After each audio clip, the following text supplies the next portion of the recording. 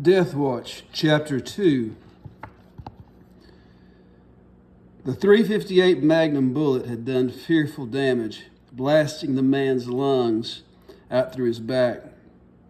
He was an old man who had been in the desert a long time, for the skin of his neck was copper-colored and tough-looking, old, tanned leather.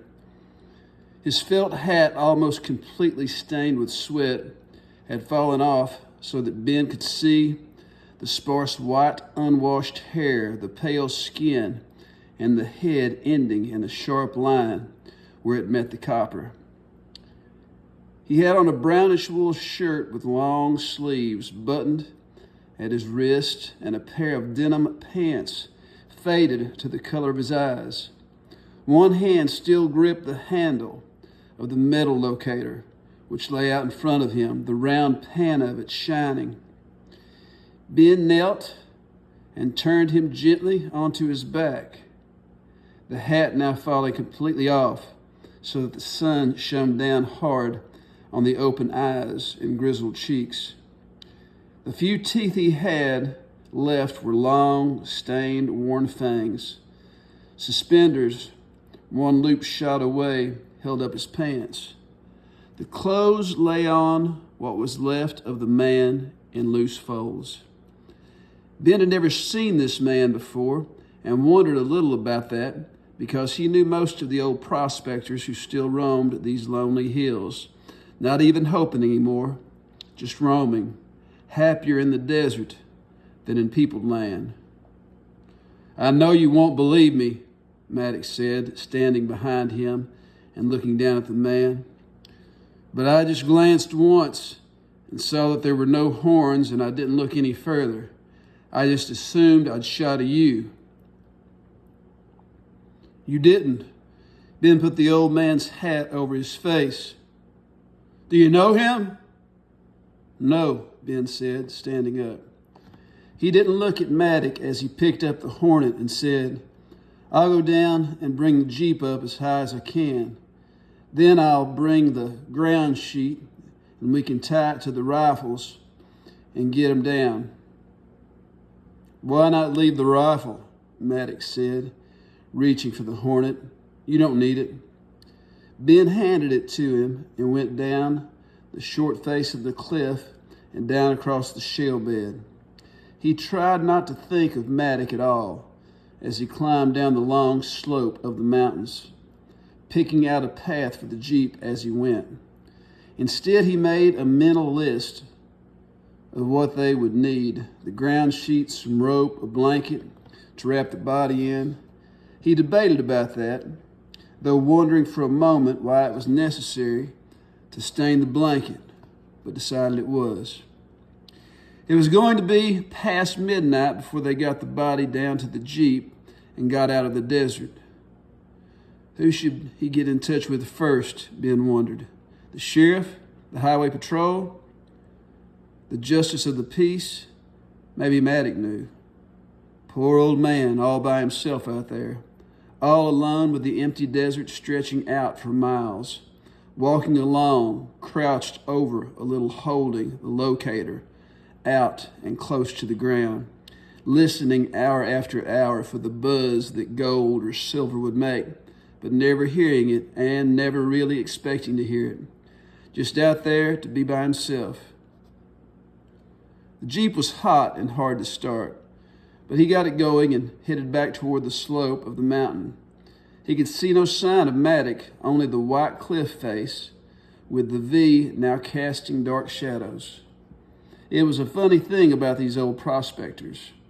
They only had one life, the desert. They never told you where they'd come from before they came to the desert. They never told you of their childhood or of their children or wives or parents. If they had ever played a game or gone to school or loved someone, you didn't find it out from them. The only life they had was the last trip they had made into the desert and the one they were now getting ready to make. And every one of them had found his gold mine once. Gold so pure it was lying shining on the ground. They had marked it well claim staked it, and then pinpointed it with landmarks of mountains or bishop's pines that had been growing in place for 1,000 years, marked and located their gold so well they could come back and find it in the dark. Except that when they did come back with a new grub stake and equipment, they never could find that place again. No gold lay where they had seen it, only rocks and sand. One name, old men: Sam, Hard Rock, Walt, Zeke. No last name, no known address other than Death Valley or Mojave or Sonora. Any desert, no next of kin. It took Ben half an hour to wrestle the Jeep up the slope, getting up as high as he could, not wanting to carry the weight of the man any farther than he had to in the afternoon heat. But when the slope became so steep that there was danger of the Jeep rolling over, he turned it around, heading it down the hill again, and then got the gear and started walking. He was halfway there with still no sign of Maddox when he heard the shot. Instinctively, Ben ducked behind a boulder and then felt embarrassed. There was no telling what Maddox was shooting now, but it wasn't at him. The rifle cracked, and Ben only listened to it as he kept climbing. It wasn't the roar of the 358. It was the Hornet with that sharp snapping sound. Idiot, Ben thought, one shoulder sweating under the folds of the nylon ground sheet, the other under the coil of rope and the wool blanket. Maddox was sitting on the ground in what shade there was. He had the Hornet across his knees, looking at it as Ben climbed up to the flat and walked over to him. "What are you shooting at now?" "Nice little machine," Maddox said, holding up the Hornet. "I'd never shot one before. Good flat trajectory. What's the muzzle velocity?" He had moved the dead man so that he was half sitting against a boulder, his ruined body slumped back against the rock, his head hanging down on his chest. "Enough," Ben said, dumping the ground sheet and unfolding it. "We'll make a stretcher." Maddox didn't move. You wouldn't believe in this day and age that a man could go around with no identification at all. No driver's license, no social security card. He laughed. "Not even any credit cards. There isn't a thing to identify him, and he hasn't got a dime." Ben folded the two edges of the sheet over so that they met in the middle, and then began to lace them together with a rope. "No name," Maddox said. "No number, nobody." Ben glanced over at him, sitting in the shade, the Hornet across his knees, the 358 lying beside his leg. It was going to be awkward carrying the old man with nothing to hold the rifles apart. "All these old geezers wandering around out here are running away from something," Maddox said. "Their wives, the law, the people they owe money to. Nobody knows who they really are. And a man as old as this has been out here so long nobody cares." Ben left the rope long enough at both ends to tie the body between the rifles, and then went over to the old man and spread the blanket out on the ground beside him. "Give me a hand, Maddox. We'll roll him onto the blanket and then lash him between the rifles." Maddox didn't move. "Let's talk a little, Ben." "What about?" "This thing was a pure accident. You know that, Ben." "I don't know what it was," Ben said. "Some people don't shoot at something just because it moves." "Oh, come on now," Maddox said. "I thought it was a bighorn. You thought it was a bighorn. We just seen them standing right here. I thought when they moved that we'd scared them. How was I to know that this old man was what had really scared him?" "Okay," Ben said. "It was an accident, so let's get him down the mountain." "That's what I want to talk to you about, Ben. This old man with no name, no nothing, is dead. There's nothing we can do about that." The old man had no socks and one boot was laced with a piece of wire. Ben lifted him, the desert flies swarming up into his face, and laid him down on the blanket.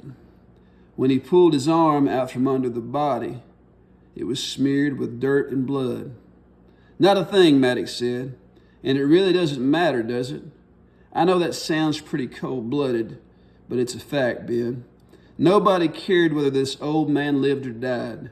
Nobody is waiting for him to come home because his only home was out here in the desert." Ben angrily drove the flies off with the corner of the blanket and then wrapped it around him, covering the staring eyes, the open mouth, the mess. The flies settled down on the blanket. "Are you going to help me with this?" he asked. "Let's think this thing through, Ben," Maddox said. "If we take this old man back to town, it's going to start a big hassle. A hassle that doesn't need to get started and doesn't mean anything in the end anyway.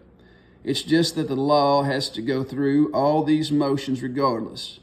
They've got to have their trial with the judge and the lawyers and the total waste of time and money. And after they've obeyed all the little rules, what happens? The death is accidental. It's nobody's fault. Not mine, not yours." "It sure isn't mine," Ben said. "Of course not. So after they spend weeks going through all the motions, where are we? Right back where we started, with an old man nobody wanted when he was alive and nobody wants now that he's dead. Nobody gets punished. There's nobody I can pay to make their sorrow less because nobody cares. I ask you, Ben, why put ourselves through all that hassle?" "You mean you just want to leave him lying here?" Ben asked. No, we'll give him a decent burial. I'm a religious man, Ben. I'll pray for him." Ben looked down at him. "I hope I never meet anyone else like you."